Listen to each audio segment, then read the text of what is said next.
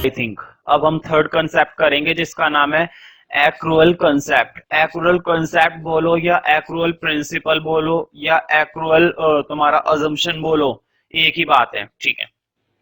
तो नंबर 3 डाल दो, एक्रूअल अजम्पशन।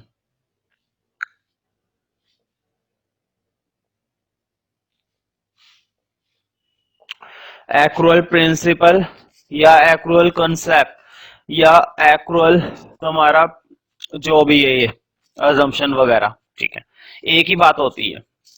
खैर अब हम इसमें देखते हैं कि एक्रूअल का मतलब क्या होता है और इस कंसेप्ट के अकॉर्डिंग हम करते क्या है। मुझे बताओ, अगर हम किसी से फर्नीचर खरीद लेते हैं, मान लो किसी से हमने फर्नीचर खरीद लिया 10,000 का,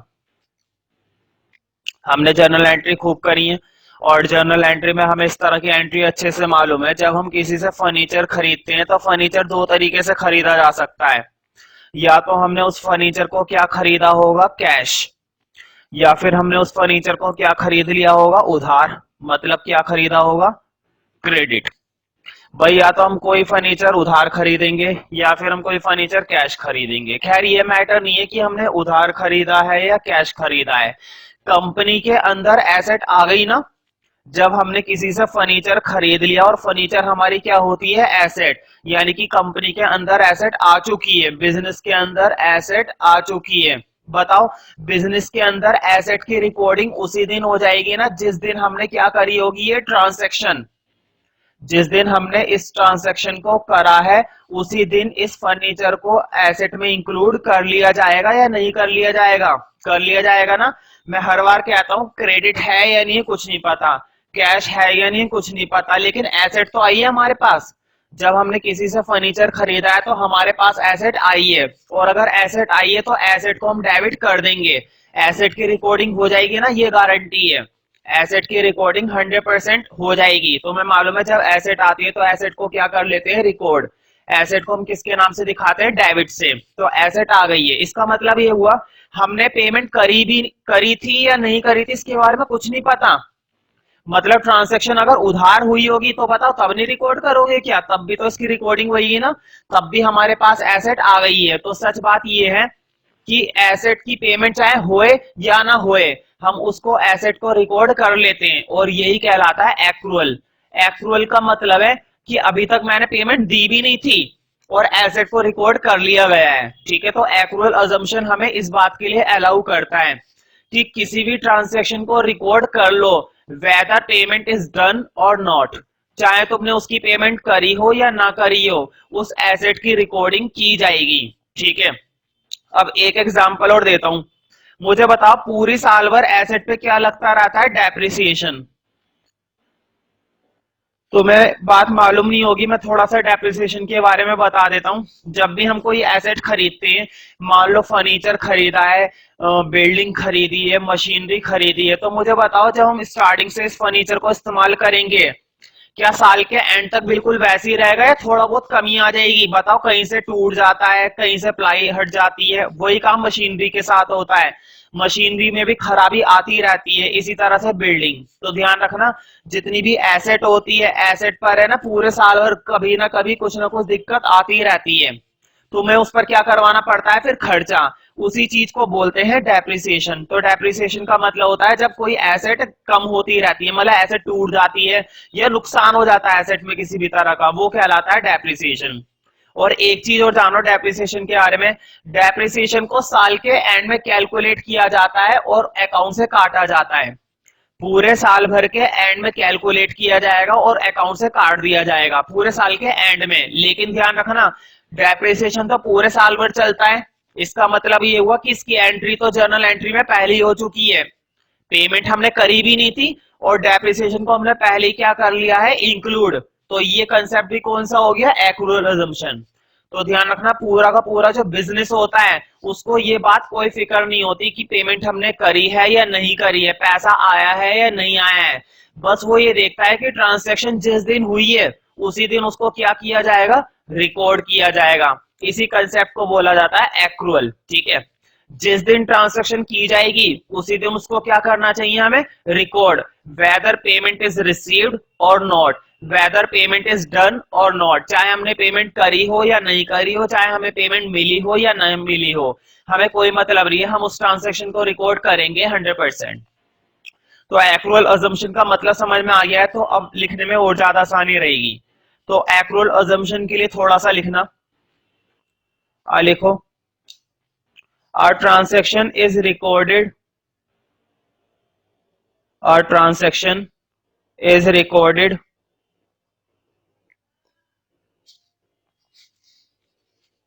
a transaction is recorded in the books of account. A transaction is recorded in the books of account, in the books of account at the time when it is entered, at the time when it is entered, board पे लिखा हुआ entered, at the time when it is entered, मतलब जब तुमने उस transaction को करा है तभी तुम उस ट्रांजैक्शन को क्या कर दोगे, रिकॉर्ड, तुरंत रिकॉर्ड कर दिया जाता है, ठीक है। हाँ, 1 या 2 दिन का गैप जरूर हो सकता है, ऐसा नहीं है कि 1 साल का गैप हो जाएगा, 1-2 दिन का गैप हो सकता है, लेकिन उस ट्रांजैक्शन को उस दिन के आसपास में रिकॉर्ड करना होता ही है, जैसे तुमने ट्रांजैक्शन में एंट्री करी है। when it is entered into, when it is entered into, कहने का मतलब ये कि तुमने फर्नीचर की पेमेंट करी थी या नहीं करी थी। रिकॉर्डिंग हम किस दिन करेंगे, जिस दिन पेमेंट करी है, जिस दिन तुमने ट्रांजैक्शन करी है, जिस दिन तुमने ट्रांजैक्शन करी है, ना कि जिस दिन तुमने पेमेंट करी है, ठीक है। लिख लो, when it is entered into, not when, not when settlement take place, not when settlement take place, settlement board पे लिखा हुआ है, सेटलमेंट टेक्स प्लेस, कहने का मतलब ये, तुमने जिस दिन ट्रांजैक्शन करी थी उस दिन उसको रिकॉर्ड कर लो, हमें ये कोई मतलब नहीं है कि तुमने सेटलमेंट कब करी है। तुम सेटलमेंट 5 महीने बाद करो तो कि हम 5 महीने बाद रिकॉर्ड करेंगे, नहीं, ऐसा नहीं है।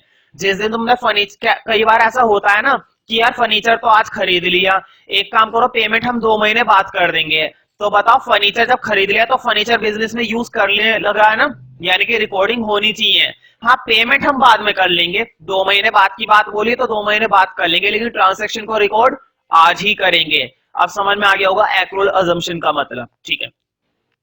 Not when settlement take place, कहने का मतलब ये, जब सेटलमेंट की जाती है जब नहीं करते हम रिकॉर्ड तभी कर लेते हैं जब क्या की गई होगी, ट्रांजैक्शन। तो एक एग्जांपल लिख लो, यही जो हमने दे रहा है, लिखो, for example, if you purchase machinery, if you purchase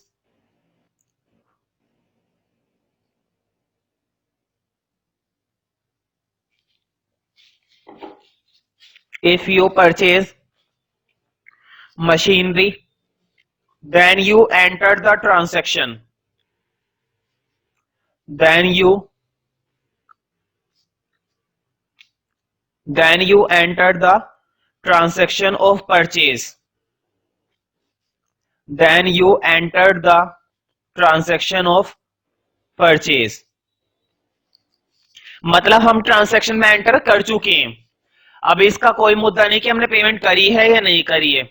then you enter the transaction of purchase, whether payment of cash, whether board पे लिखा है,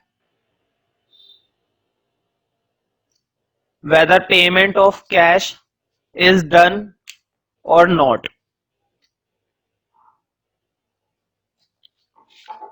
whether payment of cash, whether payment of cash is done और not. चाहे तुमने payment करी हो या नहीं करी हो, तुम्हें मालूम है अगर ट्रांजैक्शन कैश ट्रांजैक्शन होगी तो तुमने पेमेंट कर दी होगी, अगर ट्रांजैक्शन क्रेडिट ट्रांजैक्शन होगी तो तुमने पेमेंट नहीं करी होगी, क्योंकि क्रेडिट के केस में हम पेमेंट नहीं करते हैं। Whether the payment of cash is done और not, whether the payment of cash is done और not in case of credit transaction, in case of credit transaction, in case of credit transaction। हाँ, अगला concept लिखना, अगला concept भी कई बार आ चुका है और काफी इंपॉर्टेंट है, जिसका नाम है अकाउंटिंग एंटिटी कंसेप्ट। इसका दूसरा नाम भी होता है, वो भी लिख लो, बिजनेस एंटिटी कंसेप्ट। ये बहुत सिंपल सी बात कहता है, सुनने में थोड़ी अजीब लगेगी, लेकिन इस प्रिंसिपल के अकॉर्डिंग यही बात है। तुम्हें मालूम होगा बिजनेस के अंदर सबसे पहला व्यक्ति जो पैसा लगाता है उसको जनरली हम एंटरप्राइज कहते हैं। जिस बंदे ने बिजनेस स्टार्ट करा है, जो बंदा अपना पैसा लगाने के लिए क्या होता है, तैयार, कि मैं ये पैसा लगाऊंगा और इस बिजनेस को चलाऊंगा, ठीक है। कंपनी तो वो बाद में बनाएगा, पहले तो सोचना पड़ेगा और पैसा होना चाहिए, ठीक है। तो उसने सोच लिया है कि मैं इस कंपनी में पैसा लगाऊंगा, बिजनेस में पैसा लगाऊंगा और चलाऊंगा। तो ध्यान रखना, जो व्यक्ति अपना पैसा लगाने के लिए तैयार है और अपने पैसे के दम पर उस बिजनेस को चलाने के लिए तैयार है, उसको हम बोलते हैं एंटरप्राइज। क्या बोलते हैं, एंटरप्राइज, या फिर हम कह सकते हैं उस कंपनी का टेम्परेरी ओनर। तुम सोच रहे होंगे टेम्परेरी वर्ड यूज क्यों लगाया है, टेम्परेरी वर्ड क्यों लगाया है हमने, जबकि ये तो परमानेंट होना चाहिए। ध्यान रखो हमेशा, ये जो मैंने कंसेप्ट अभी बताया ना, business entity concept, business entity concept क्या कहता है, वो ओनर को बिजनेस का पार्ट मानता ही नहीं है। वो ये कहता है कि बिजनेस अपनी जगह है और ओनर अपनी जगह है। बिजनेस को ओनर के अकॉर्डिंग बिल्कुल भी नहीं चलाया जा सकता। ओनर अगर कहेगा कि बैलेंस शीट नहीं बनानी है तो ऐसा कुछ नहीं है। बिजनेस के according, business govern by law, business किसके अकॉर्डिंग चलता है, लॉ के अकॉर्डिंग। और लॉ कौन बनाती है, government, government of law authority, accountancy. Accountancy के अंदर जितने भी लॉ बनाए गए किसी भी बिजनेस, किसी भी कंपनी या किसी भी पार्टनरशिप के लिए, उसी लॉ के अकॉर्डिंग बिजनेस चलेगा, ना कि ओनर के अकॉर्डिंग। ओनर तो बस किसके लिए तैयार है, अपना पैसा लगाने के लिए। बिजनेस उसे वैसे ही चलाना पड़ेगा जैसे बिजनेस चलता है। बैलेंस शीट मैंडेटरी है तो बैलेंस शीट बनानी पड़ेगी, फाइनल अकाउंट मैंडेटरी है तो फाइनल अकाउंट बनाना पड़ेगा, प्रॉफिट एंड लॉस अकाउंट बनाने ही होंगे, इसके अकॉर्डिंग बिजनेस नहीं करेंगे। जितनी रिक्वायरमेंट कंपनी में पैसा लगाने की होती है वो पैसा ये लगा सकता है। कहने का मतलब ये, बिजनेस एक अलग चीज होती है, ओनर एक अलग चीज होती है। और अकाउंटिंग क्या मानती है, अकाउंटिंग ये कहती है कि बिजनेस में जितना भी पैसा लगाया है ना ओनर ने, बिजनेस के अंदर ओनर ने अपनी जितनी भी क्या लगा रखी है, कैपिटल, अपनी जितनी भी पूंजी इसके अंदर उसने अपनी लगाई होगी। जब ओनर कोई पैसा लगा देता है ना बिजनेस के अंदर, तो वो क्या कहलाती है, उसकी कैपिटल कहलाती है। तो ओनर ने जितना भी पैसा इसके अंदर लगा रखा है बिजनेस के लिए, वो पैसा हमेशा क्या होती है, लाइबिलिटी। तुम्हें पता नहीं है, मैं थोड़ा लाइबिलिटी के बारे में बता देता हूं। लाइबिलिटी क्या चीज होती है, ध्यान रखना। बिजनेस की लाइबिलिटी का मतलब है देनदारी, हिंदी में इसको क्या बोलते हैं, देनदारी। कहने का मतलब ये कि बिजनेस के अंदर जितना भी पैसा लगाया है ओनर ने, बिजनेस की जिम्मेदारी है कि वो एक दिन इसका पैसा वापस कर देगी।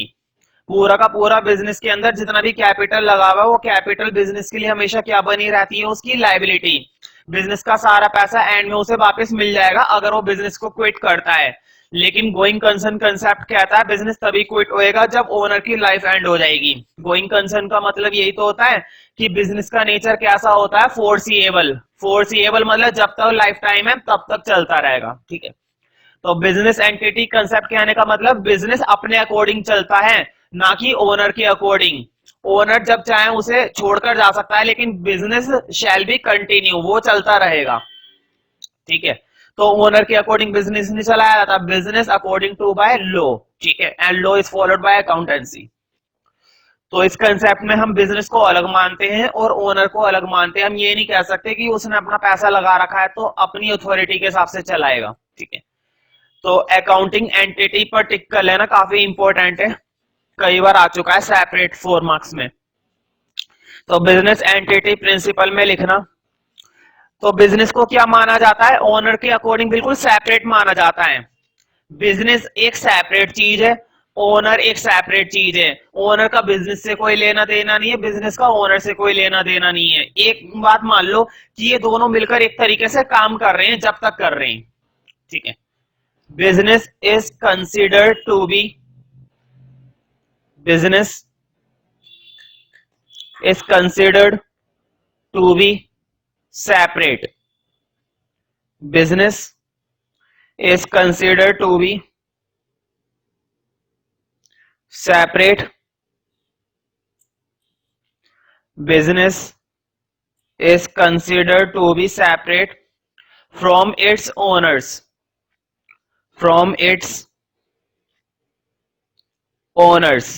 तुम सोच रहे होंगे मैंने ओनर्स क्यों लिख रखा है, एस क्यों लगा दिया। ध्यान रखना, एक बिजनेस के मोर देन वन ओनर हो सकते हैं, जरूरी नहीं एक ही बंदा हो। फिर उसी बिजनेस को हम पार्टनरशिप कहते हैं जब ज्यादा ओनर हो जाते हैं। Business is considered to be separate from its owners. All business transactions, full stop के बाद लिखना है, all business transactions are recorded, all business transactions are recorded। मुझे बताओ जितनी भी बिजनेस ट्रांसैक्शन होती हैं, किसी भी तरह की ट्रांसैक्शन, किसी से माल खरीदना, किसी को माल बेचना, किसी से एसेट खरीदना, किसी को एसेट बेचना, एसेट पर डेप्रिसिएशन लगाना, कुछ भी करना, ड्राइंग करना, कैपिटल निकालना, दुनिया भर के काम होते हैं। जितनी भी ट्रांसैक्शंस होती हैं वो सारी ट्रांसैक्शन किसके अकॉर्डिंग रिकॉर्ड की जाएंगी, ओनर के अकॉर्डिंग या बिजनेस के अकॉर्डिंग। अकाउंटिंग के अकॉर्डिंग रिकॉर्ड की जाएगी ना, मतलब बिजनेस के अकॉर्डिंग रिकॉर्ड की जाएगी, ओनर के अकॉर्डिंग नहीं। ओनर कहेगा कि ड्राइंग मत इंक्लूड करो, ऐसा नहीं है। बिजनेस कहता है कि ड्राइंग काटी जाएगी तो काटी ही जाएगी। तुम्हें मालूम है ना ड्राइंग का मतलब क्या होता है। ड्राइंग मतलब होता है तुमने कैपिटल से कुछ पैसा अपने घर के कामों में निकाल लिया। अब ओनर क्या सोचेगा, ओनर कहेगा मेरे ही तो पैसा है, निकाल लो, मत रिकॉर्ड करो। लेकिन इसकी नहीं चलेगी, तुम्हें मालूम है इसको रिकॉर्ड करते हैं। अकाउंटिंग कहती है इसको कैपिटल से काटा जाएगा, मतलब काटा जाएगा, ठीक है।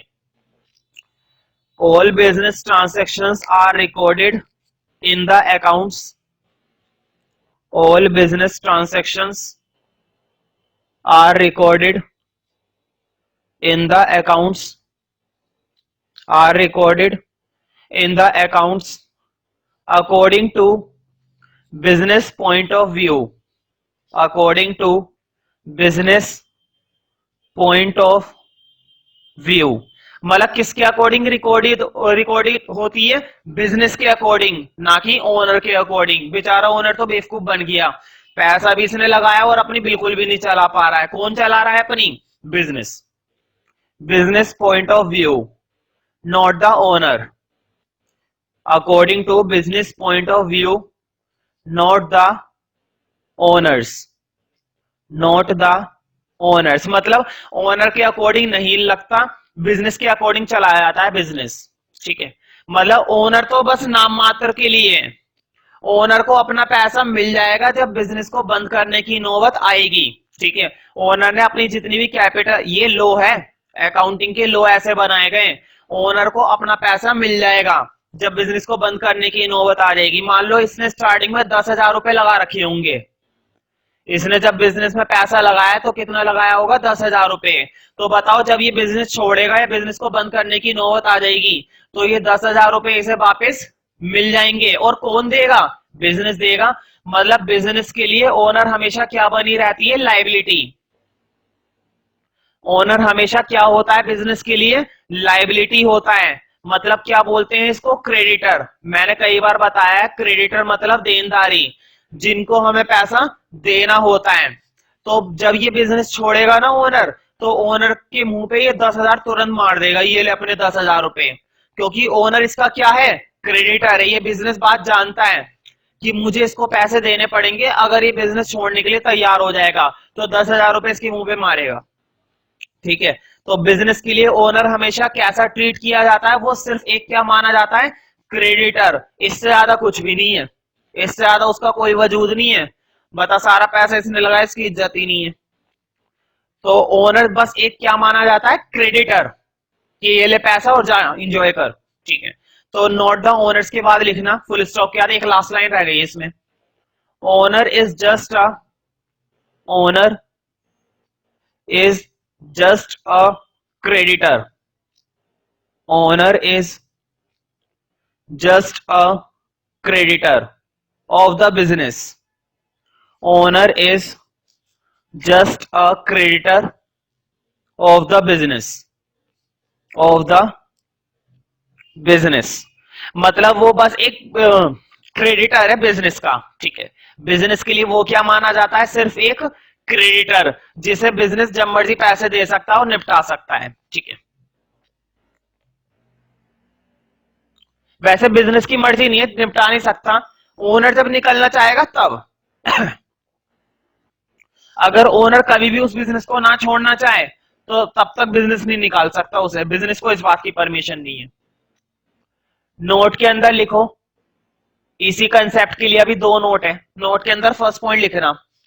अब एक एग्जांपल लिखवा रहा हूं, ध्यान रखना, अगर कंसेप्ट आता है ना 3 नंबर में तो ही एग्जांपल देना, अगर 2 नंबर में आता है तो ऊपर जो मैंने कंसेप्ट पढ़ाया है बस वही कंसेप्ट लिखना, एग्जांपल मत लिखना। ठीक है, एग्जांपल तभी लिखना जब इसकी मार्किंग थोड़ी ज्यादा हो, मान लो 3 नंबर में या 4 नंबर में। ठीक है, वरना ये एग्जांपल मत लिखना, वरना जो तुम्हारा कंसेप्ट है वो काफी बड़ा हो जाएगा एग्जाम्पल को मिलाकर।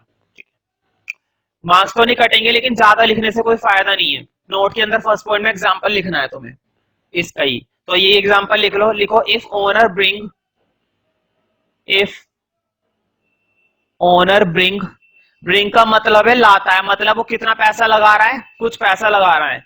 If owner bring rupees, if owner bring rupees 1 lakh, if owner bring rupees 1 lakh as capital, 1 lakh as capital in the business, if owner bring rupees 1 lakh as capital in the business, as capital in the business, उसने capital की कितने रुपए लगा दिए, 1 लाख रुपए business में, as capital in the business। तो मुझे बताओ बिजनेस उसे बाद में कितने रुपए लौटा देगा, 1 लाख रुपए लौटा देगा अपने। ठीक है, तो लिखो it is treated as, it is treated as, तो बताओ 1 लाख रुपए की लाइबिलिटी मानी जाएगी ना, और किसकी मानी जाएगी, बिजनेस की, क्योंकि बिजनेस उसे पैसा देगा फ्यूचर में, और कितने रुपए दे देगा, पूरे 1 लाख रुपए। ये ले अपने 1 लाख रुपए जो तूने स्टार्टिंग में लगाए थे उसको वो पैसे दे देगा तुरंत। It is treated as liability of the business, ये लाइबिलिटी मानी जाती है किसकी, बिजनेस की, ना कि ओनर की। ओनर ने तो अपना पैसा लगा दिया, उसको अपना पैसा मिल जाएगा वापस, बिजनेस देगा उसे। It is treated as liability of the business, it is treated as liability of the business to the owner, owner को ही तो देगा, liability of business to the owner, liability of business to the owner. तो owner को वो 1 लाख रुपए उसको 1 लाख बार मारेगा मुंह पे। ठीक है, 1 लाख बार तो नहीं मारेगा, खैर एक ही बार में दे देगा। सेकंड पॉइंट नोट के अंदर ही चल रहा है, एक एग्जांपल और लिखवा रहा हूं। तो मुझे बताओ अगर ओनर इस बीच पूरे साल भर में इस बीच कुछ ड्राइंग कर लेता है, तो मैं फिर से समझाऊंगा ड्राइंग का मतलब क्या होता है। ड्राइंग का मतलब होता है अपनी कैपिटल में से थोड़ा सा पैसा अपने घर के कामों के लिए निकाल लेना। मान लो तुमने कैपिटल लगाई थी 1 लाख रुपए की, तुमने 10,000 रुपए निकाले और 10,000 रुपए में अपने बच्चे को एक साइकिल दिलवा दी स्कूल जाने के लिए। ठीक है, तो बताओ ये तुम्हारी क्या मानी जाएगी, ड्राइंग। क्या ये बिजनेस का लॉ है, नहीं। बिजनेस क्या कहता है, इस ड्राइंग को कट किया जाएगा, तो बताओ कैपिटल जो थी उसकी ओनर की वो रिड्यूस हो जाएगी ना, कम हो जाएगी, जबकि ओनर क्या सोचेगा, मेरा ही तो पैसा था, मैंने यूज कर लिया तो क्या हुआ, नहीं ऐसा नहीं होता। बिजनेस क्या कहता है, कैपिटल में से काटो, तो काटेंगे, जरूर काटेंगे, बिजनेस में से काटा जाता है, जो भी ड्राइंग होती है वो बिजनेस में से जरूर काटी जाती है, ठीक है।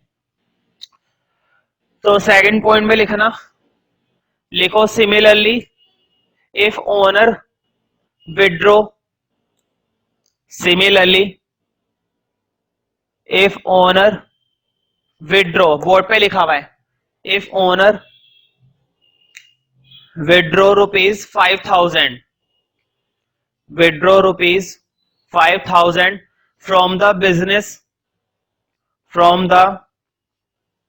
business for personal use,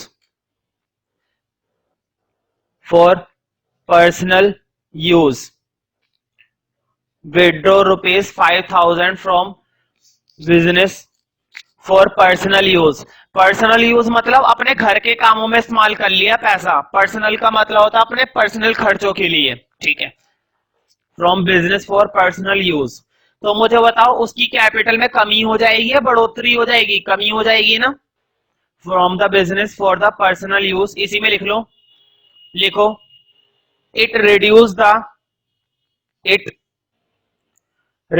the owners capital, ऐसे लिखना है, इट रिड्यूस द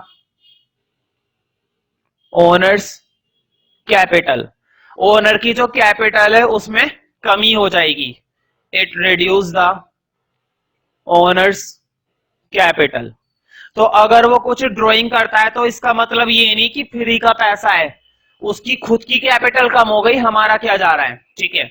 तो तुम्हें बिजनेस एंटिटी कंसेप्ट समझ में आ गया होगा। बिजनेस एंटिटी मतलब बिजनेस अपना होता है, ओनर की खासियत अपनी होती है, बिजनेस ओनर के अकॉर्डिंग कभी नहीं चलता, बिजनेस चलता है बिजनेस के अकॉर्डिंग, ना कि ओनर के अकॉर्डिंग। ओनर तो बस एक क्या माना जाता है, क्रेडिटर, ओनर ने सिर्फ अपना क्या लगा रखा है, पैसा, इससे ज्यादा उसका कोई वजूद नहीं है, ठीक है। ट्रांजैक्शन कैसे रिकॉर्ड करनी है ये बिजनेस का पर्पस है, हाँ कौन सी ट्रांजैक्शन करनी है वो ओनर की जिम्मेदारी है, वो क्या धंधा करना चाहता है, क्या खरीदना चाहता है, क्या बेचना चाहता है, ये ओनर की सिरदर्दी है। लेकिन उसको रिकॉर्ड कैसे करना है ये बिजनेस की सिरदर्दी है। तो तुम्हें क्लियर हो गया होगा, बिजनेस अपना है और ओनर अपना है।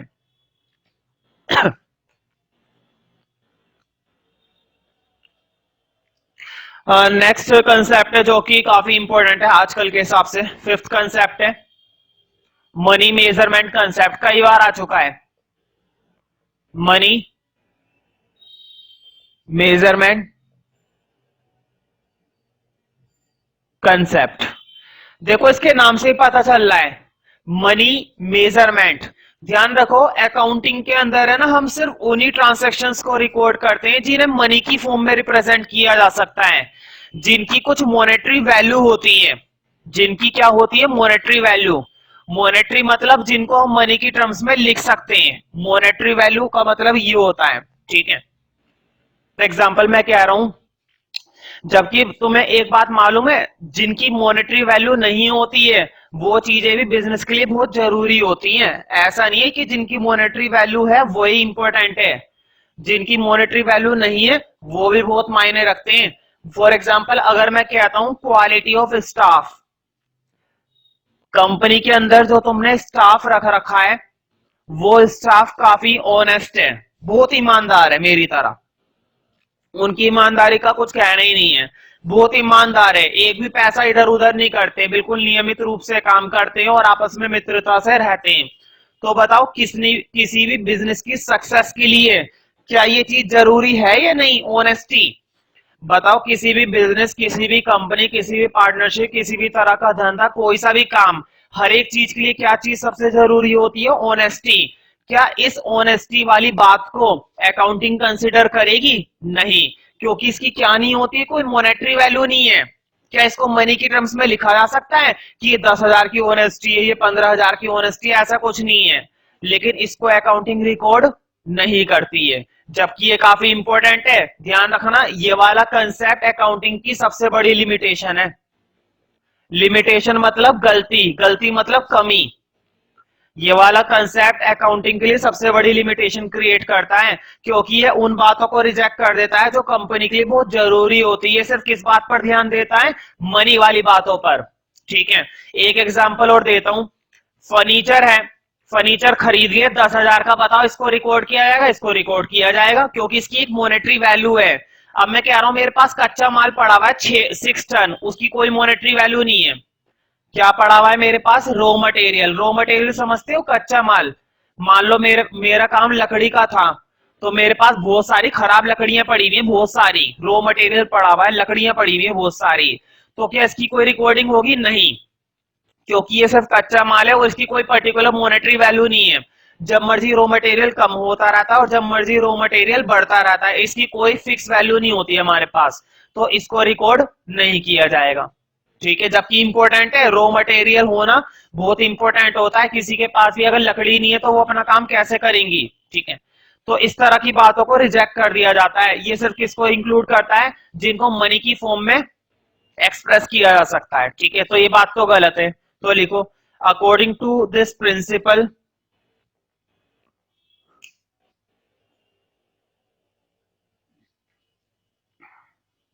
According to this principal,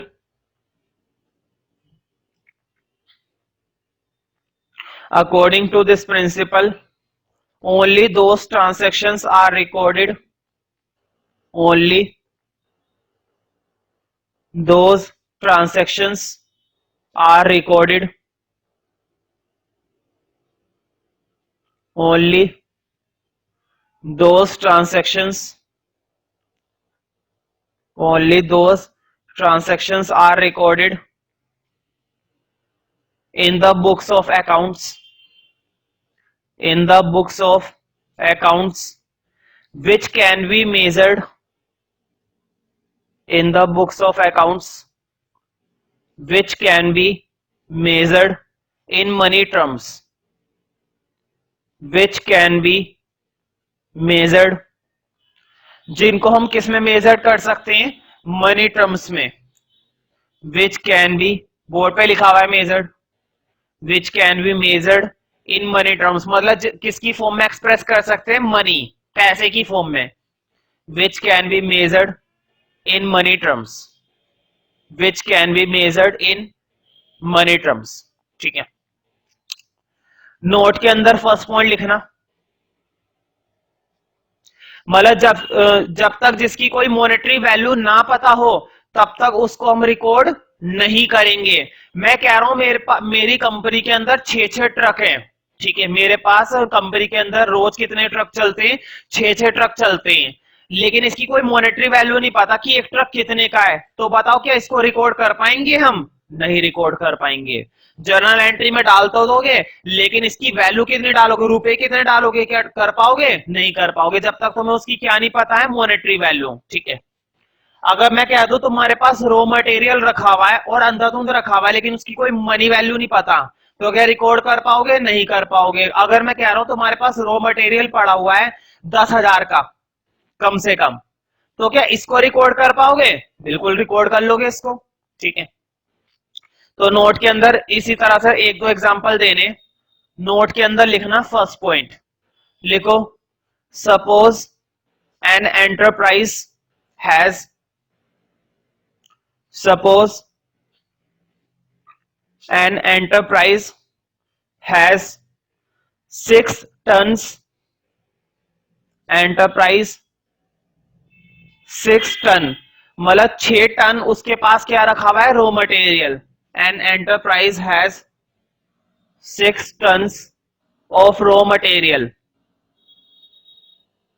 6 tons of raw material, comma 6 trucks, और ट्रक कितने हैं? 6 ही ट्रक हैं, 6 ट्रक्स। तो बताओ बिजनेस के लिए मायने रखती है ना दोनों बातें?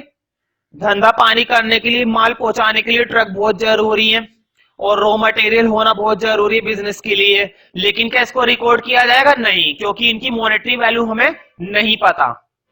6 tons of raw material comma 6 trucks, लिखो these assets are not recorded, these assets are not recorded in the books of account. These assets are not recorded. These assets are not recorded in the books of accounts. In the books of accounts. इनको हम record नहीं करेंगे.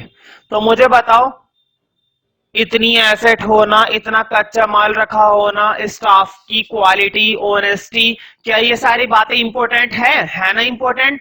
लेकिन फिर भी हम इनको record नहीं कर रहे हैं. इतनी सारी इंपॉर्टेंट बातों को हम रिकॉर्ड कर ही नहीं रहे हैं, छोड़ रहे हैं, क्योंकि अकाउंटिंग मना कर रही है. ठीक है, अकाउंटिंग हमें इस बात की परमिशन नहीं दे रही है. ठीक है, तो बताओ कुछ लिमिटेशन होनी चाहिए ना. तो नोट के अंदर सेकंड पॉइंट लिखना, इसकी दो इंपॉर्टेंट लिमिटेशन होती हैं. नोट के अंदर सेकंड पॉइंट में लिखो due to this principle, due to this principle accounting suffers, due to this principle accounting suffers. suffers board पे लिखा है. accounting suffers two limitations. accounting suffers two limitations. TWO, two limitations. अब वो कौन कौन सी लिख लो. स्मॉल ए करके लिखना. पहली लिखो some events and transactions are important. Some events and transactions are important. कुछ इवेंट ऐसे होते हैं और कुछ ट्रांजैक्शन ऐसी होती हैं जो इंपॉर्टेंट होती हैं, काफी इंपॉर्टेंट होती है. जैसे कि मैनेजर्स की ऑनेस्टी, क्वालिटी स्टाफ की. ठीक है, ये सारी चीजें बहुत इंपॉर्टेंट है कि कोई बंदा कितना ईमानदारी से काम कर रहा है. ठीक है, इवेंट ट्रांजैक्शन जैसे कि अभी मैंने बताया था 6 ट्रक है, 10 बिल्डिंग है. ठीक है, तो बताओ ये सारी बातें इंपॉर्टेंट है ना, ट्रांजैक्शन इंपॉर्टेंट है, लेकिन फिर भी क्या इनको रिकॉर्ड किया जाएगा? नहीं, क्योंकि हमें इनकी क्या नहीं पता है, मॉनेटरी वैल्यू नहीं पता. हाँ, मॉनेटरी वैल्यू पता होती तो हम कर लेते. ठीक है, some events and transactions are important but they cannot be recorded. But they cannot be recorded. But they cannot be recorded. जैसे कि अगर मैं एग्जांपल दूं तो मैं इसके अंदर बताओ, ह्यूमन रिसोर्स, किसी भी बिजनेस को चलाने के लिए, किसी भी काम को चलाने के लिए जब ह्यूमन ही नहीं होंगे तो कैसे काम करोगे? ह्यूमन रिसोर्स का होना बहुत जरूरी है ना, लेबर पावर बहुत जरूरी है. लेकिन क्या किसी भी लेबर की कोई मॉनेटरी वैल्यू हम निकाल पाते? नहीं. ह्यूमन रिसोर्स की कोई मॉनेटरी वैल्यू नहीं होती कि ये मजदूर वो मजदूर. ठीक है, तो इसको हम रिकॉर्ड नहीं करते.